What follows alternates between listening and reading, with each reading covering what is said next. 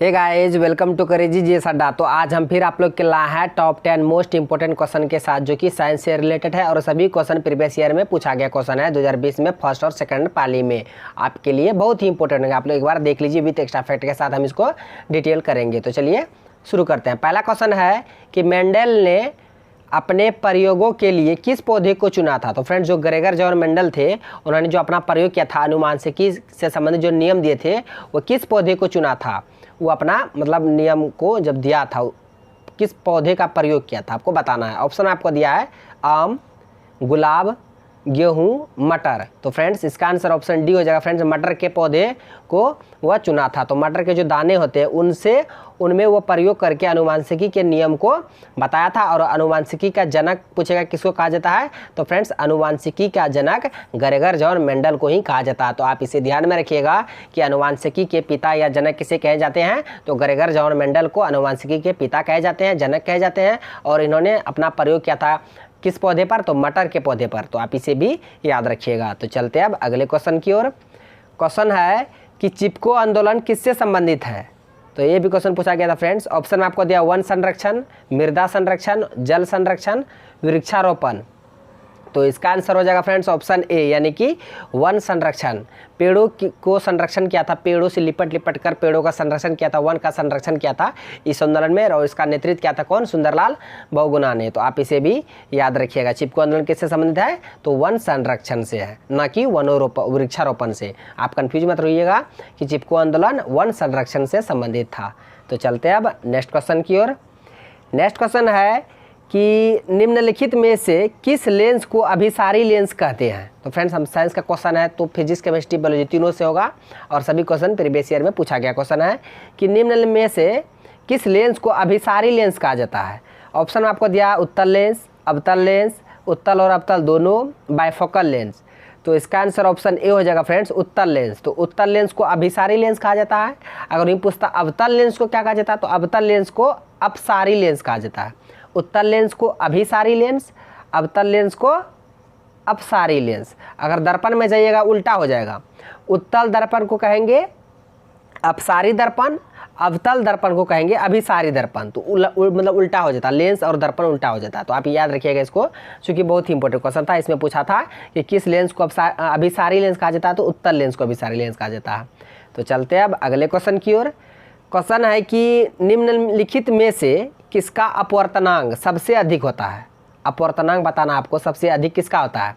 Option में आपको दिया वायु, बर्फ, कांच, हीरा। तो इसका आंसर ऑप्शन डी हो जाएगा फ्रेंड्स, हीरा। चूँकि आपको पता होगा 2.4 होता है किसका, हीरा का अपवर्तनांक, जो कि सबसे अधिक होता है। आप इसे याद रखिएगा।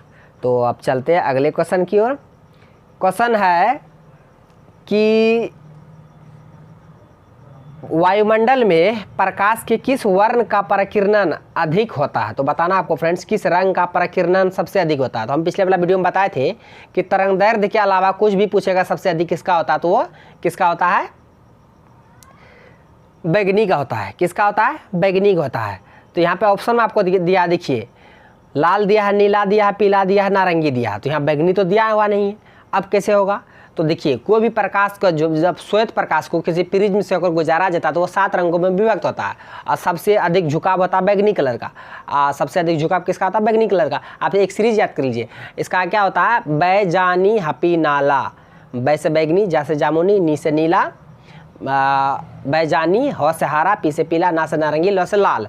तो ये 7 कलर होते हैं, 7 कलर में विभक्त हो जाते हैं। तो यहाँ पे तो बैगनी दिया हुआ नहीं है, चूँकि बता दिए थे तरंगदैर्घ्य सबसे अधिक लाल का होगा। इसके अलावा कुछ भी अगर सबसे अधिक पूछेगा ना, विचलन पूछेगा, प्रकीर्णन पूछेगा, अपवर्तनांक पूछेगा, आवृत्ति पूछेगा, तो सबसे अधिक बैगनी का होगा। यहाँ तो बैगनी दिया हुआ नहीं। अब बैगनी थोड़ा ऊपर घसकिए, बैगनी बात क्या होता है, जामुनी। जामुनी ऑप्शन में है नहीं है, जामुनी बात क्या था, नीला। नीला ऑप्शन में है, देखिए। तो इसलिए इसका आंसर ऑप्शन बी हो जाएगा, नीला। तो फ्रेंड्स, इसको आप सीरीज से याद कर रहे, देखिए क्वेश्चन कहाँ से पूछा है फ्रेंड्स।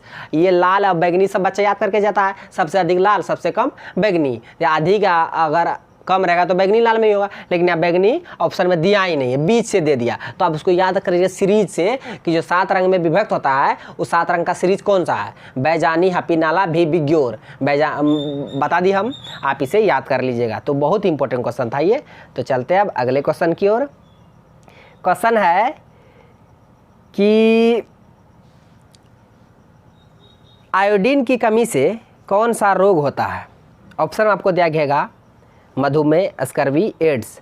तो इसका आंसर ऑप्शन ए हो जाएगा। आपको पता ही हो घेंगा होता है। आयोडीन की कमी से कौन सा रोग होता है? घेंगा रोग होता है। मधुमेह इंसुलिन की कमी से, स्कर्वी विटामिन सी की कमी से, एड्स HIV वायरस से होता है। तो आप ये सभी को याद रखिएगा। तो चलते हैं अब अगले क्वेश्चन की ओर। क्वेश्चन है कि अम्ल का pH मान होता है।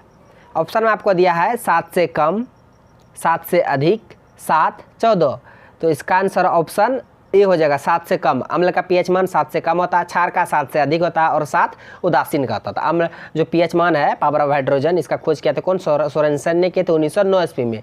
तो ये 0 से लेकर 14 तक होते हैं। 7 से कम अम्ल है, 7 से ज़्यादा क्षारीय है, 7 उदासीन। तो अभी इस सभी बातों को याद रखिएगा। तो चलते हैं अब अगले क्वेश्चन की ओर। अगला क्वेश्चन है कि निम्न में से कौन वृक्क की रचनात्मक एवं क्रियात्मक इकाई है? वृक्क यानी कि किडनी का कौन यूनिट है, इकाई है? ऑप्शन आपको दे न्यूरॉन, ये तो होगा नहीं, तो तंत्रिका था। न्यूरॉन किसका था? तंत्रिका। अब बी में दिया है नेफ्रॉन, उसके बाद दिया है ग्लोमेरुलस निलय। तो इसका आंसर ऑप्शन बी हो जाएगा फ्रेंड्स, नेफ्रॉन। तो किडनी की इकाई क्या है? नेफ्रॉन। किडनी की इकाई नेफ्रॉन। ये उत्सर्जी अंग है और ये रक्त का अल्ट्रा फिल्ट्रेशन करता है और प्यूरिफिकेशन फेफड़ा करता है। तो आप याद रखिएगा, अल्ट्रा फिल्ट्रेशन यानी कि शुद्धिकरण करता है ये रक्त का, कौन? किडनी। और इसका इकाई क्या है? नेफ्रॉन। तो चलते हैं अब अगले क्वेश्चन की ओर।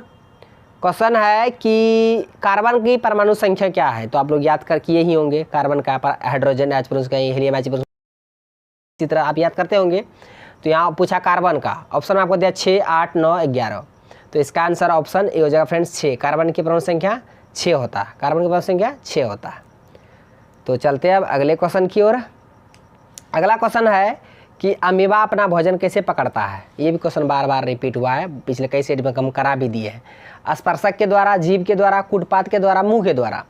तो इसका आंसर ऑप्शन सी हो जाएगा फ्रेंड्स, कूटपात के द्वारा अमीबा अपना भोजन पकड़ता है। किसके द्वारा? कूटपात के द्वारा। फ्रेंड्स ये 10 क्वेश्चन थे, हम 10 को एक बार रिपीट कर दे रहे, फिर से आप लोग ध्यान से सिर्फ सुनिएगा।